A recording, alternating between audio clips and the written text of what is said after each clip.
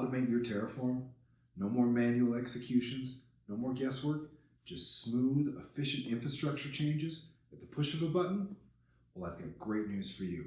Today, we're automating Terraform with GitLab-ci.yd. Hi, I'm Jared, and I love making infrastructure automation effortless. In this video, we're going to build a pipeline that streamlines our deployments, keeping everything secure, scalable, and easy to manage. I'll walk you through the full pipeline setup, including how to handle workspaces, environments, and approvals. You ready to take your Terraform to the next level? Let's dive in. Our first step is to break down the Terraform workflow and explore how each stage fits into our GitLab pipeline. We start with the initialization stage. This is where Terraform initializes the working directory, downloads provider plugins, and sets up the backend for storing the state. Think of this as preparing the environment before we do any real work. Next, we move into the plan stage, where Terraform calculates what changes need to be made to the infrastructure. This step is crucial as it runs validation checks and provides a preview before any actual changes happen. The plan can be reviewed and iterated on before applying changes. Once we're confident in the plan, we move to the apply stage. This is where Terraform actually makes the changes necessary to bring the infrastructure into our desired state. If there are provisioning errors or anything is off, we can always go back, adjust the code, and rerun the process again. Finally, we have the destroy stage. This stage is used to tear down infrastructure when it's no longer needed. In most production environments, we will never touch this stage, but it is useful for short-lived environments like test or development setups. Together, these stages create a structured, repeatable workflow for managing infrastructure through our pipeline. Now that we have our basic structure, let's dive into some of the power tools that GitLab-ci.yd provides to manage our workflow more effectively. First up, we have the before script. This is a code block that acts as our pipeline's preparation step, where we can execute common tasks like installing CLI tools, authenticating to our cloud, and initializing Terraform. We run this once, and it applies automatically to all our jobs. Next, there are the workflow rules. These rules control under what circumstances our pipeline runs, whether automatically, manually, or based on specific conditions like a branch name, pipeline variables, or merge request events. This gives us precise control over our pipeline execution. We also have hidden stages. These special jobs serve as reusable templates, allowing us to centralize shared pipeline configurations. By referencing these templates across multiple stages, we can significantly reduce duplication and simplify our pipeline maintenance. Finally, GitLab's deployment matrix lets us easily manage multiple Terraform workspaces in parallel. Instead of duplicating code for each environment, we can use a simple matrix to dynamically run jobs across dev, staging, and production, streamlining our deployments and reducing complexity. Now that we have an understanding of the pipeline structure and tooling, let's talk about some of the best practices to make our pipelines more secure and scalable. First, we always enforce explicit approvals before deploying infrastructure changes to production. By limiting who can approve these critical changes, we ensure accountability and reduce the risk of unintended issues in our most sensitive environments. Next, we make sure to leverage GitLab variables for common or dynamic values. Using variables helps us manage configurations more efficiently, simplifies updates, and promotes cleaner, more maintainable pipelines. A highly critical best practice is handling sensitive data securely. You never want to hard-code credentials, tokens, or keys directly into your code. Instead, use GitLab's secrets and protected variables. This keeps your sensitive information both safe and accessible. Finally, always enforce clear dependencies between your environments and pipeline stages. An apply should never run without a successful plan. Similarly, dev and staging deployments should precede production.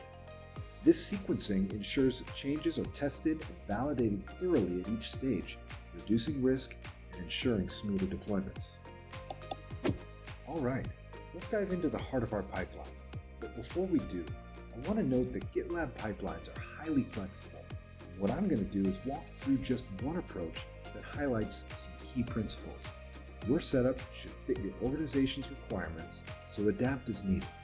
Now, let's dive into the gitlab-ci.yml file. I'll give you a high-level overview, but for a deeper breakdown, check out my blog post. The link is in the description. We begin with the global variables. These provide consistency across all jobs and help us avoid repetition. By centralizing these, we make updates simple. Change it once, and it applies everywhere. Next, we define our default settings. This includes the Docker image our jobs will run on, our setup commands, such as installing our CLI tools, authenticating to AWS, and initializing to Terraform. And finally, we cache our tool binaries to optimize our performance. Our stages list defines the order in which jobs execute. We structure our pipeline to follow a logical flow: validate, plan, apply, and destroy. Each step is critical to the deployment process, ensuring that jobs execute in controlled and orderly sequence. Moving on to our workflow rules, these define under what circumstances our pipeline should run. For example, we have a rule that ensures our pipeline runs on all merge requests. We also have a rule that allows the full pipeline to be skipped when making non-code changes such as updating readmes or change logs in order to keep our pipeline efficient. A key feature of this pipeline is the deployment matrix, which we define as a hidden job. As we discussed earlier, hidden jobs act as templates that are extended by other jobs. This deployment matrix allows us to dynamically determine which workspace to deploy by using custom values, in our case, environment and region. Next, we define our common plan, apply, and destroy actions, also as hidden jobs. Like the deployment matrix, these serve as templates. They contain common logic for each operation, things like workspace checkouts and artifact storage and retrieval. By keeping these generic, we can extend them later with specific logic for each environment. Finally, we define our actual job implementations: validate, plan, apply, and destroy. These jobs extend the hidden templates we created earlier, meaning they inherit shared logic but also introduce their own unique rules. For example, validate checks for syntax errors and best practices. Plan executes Terraform's dry run feature to preview changes on all feature branches. Apply executes the actual deployment, but it only runs on the main branch, meaning changes must pass through the merge request process.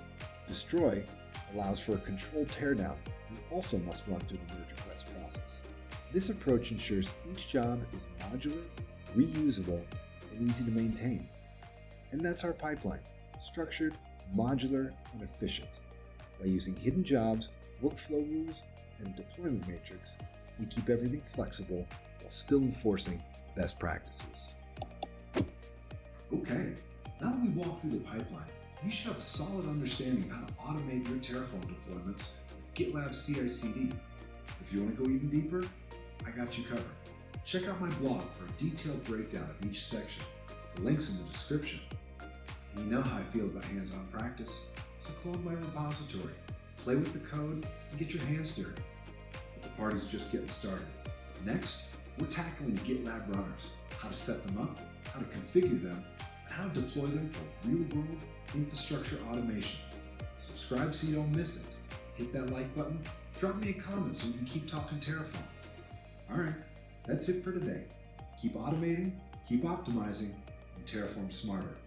I'll see you in the next one.